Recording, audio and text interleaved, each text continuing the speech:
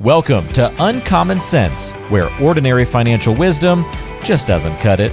Follow along with Erik Bowman as he provides clarity in a cluttered financial world. Today we're going to be talking about QCDs, Qualified Charitable Distributions. Hi, my name's Erik Bowman, host of the Uncommon Sense podcast. Thank you for watching today.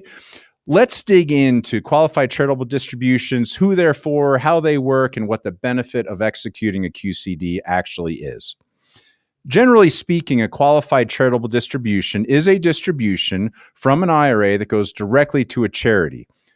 But what's interesting about this is it's a way to take a required minimum distribution. So depending on your age, your year of required minimum distributions may be age 72, it might be 73, it might even be age 75.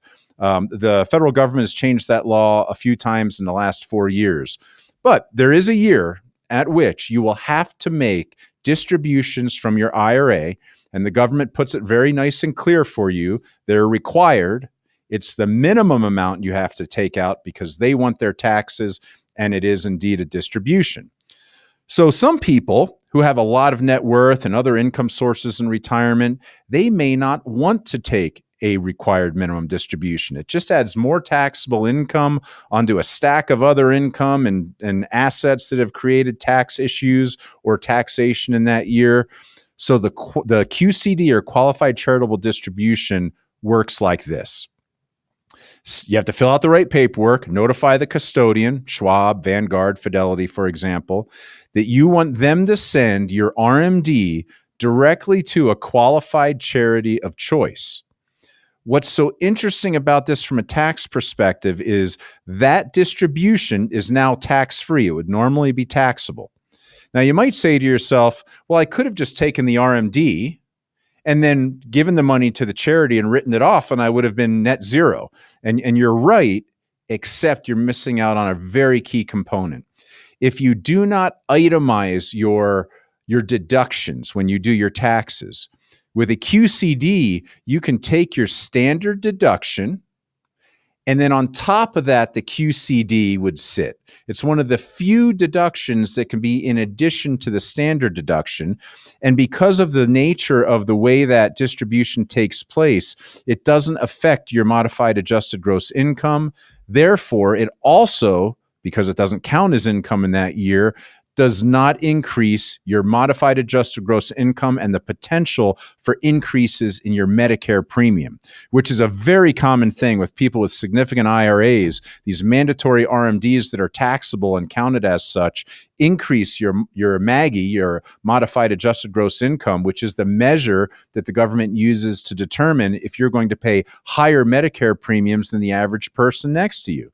So by doing the QCD, you both take care of the RMD, you help out a charity of choice if you have that philanthropic capacity and desire, and you can do that deduction on top of the standard deduction. So this shows you that some of the more complex ideas that maybe you haven't heard of, if you have over $1 million in liquid assets, you should be considering QCDs when that time comes, maybe if you're giving to your church or if you have a special kind of niche charitable goal in mind, whether it's with pets or wounded warriors and vets, whatever that may be, consider using the QCD. So there are some limits on any given year under current law.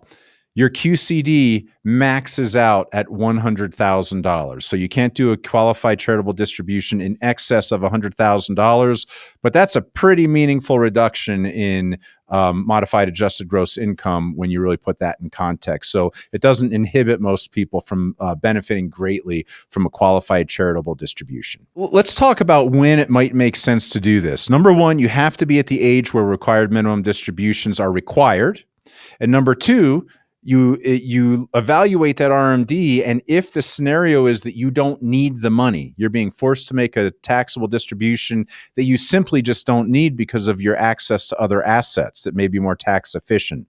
Those are the two primary variables, the two primary variables that I would consider when I'm looking for an option of how to meet my obligation for the RMD, pay no taxes on that, and help out a charity. So you also have to have a desire to be able to give your money away. Some people, that's not on their list of things to do. Other people, it's the number one thing on their list of things to do. So it does depend how you feel about charitable giving. Qualified charitable distributions. This is not just a theoretical concept. This is battle-tested concepts that have been used in my firm with my clients time and time again to save taxes. It may be appropriate for you. Analysis is required. If by watching this video and learning more about retirement planning concepts and allowing me to help educate you and simplify the environment of retirement planning, if it interests you and it makes sense, first thing, like the video, subscribe to our channel, and then perhaps you would want to actually schedule a complimentary meeting. You can reach out to our team to schedule that meeting where we'd be glad to chat with you to see if we can help in any way or answer your questions. Our contact information is in the description below.